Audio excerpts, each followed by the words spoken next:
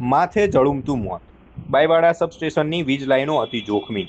ડીસા તાલુકાના બાઈવાડા ગામ ખાતે આવેલ બાઈવાડા સબસ્ટેશનમાંથી પસાર થતી વીજ લાઈનો હાલ અત્યંત જોખમી સ્થિતિમાં જોવા મળી રહી છે. ખાસ કરીને બળદ એજી 18 ફીડરની લાઈનોના વાયર નીચે ઝૂકી જતા ગ્રામજનો અને ખેડૂતોમાં ગંભીર અકસ્માતની ભીતિ ઊભી થઈ છે.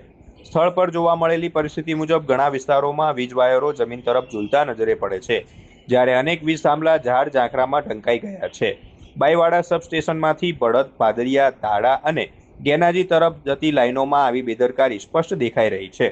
સ્થાનિક લોકોના જણાવ્યા મુજબ આ બાબતે વીજ વિભાગને અનેકવાર રજૂઆતો કરવામાં આવી છે, છતાં કોઈ યોગ્ય કામગીરી હાથ ધરાઈ નથી.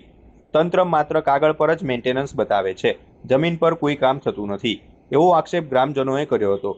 બીજી તરફ સંબંધિત વીજ વિભાગના અધિકારીઓએ જણાવ્યું હતું કે છેલ્લા 4-5 દિવસમાં કામગીરી શરૂ કરવામાં આવશે અને કોન્ટ્રાક્ટરને કામ સોંપી દેવામાં આવ્યું છે.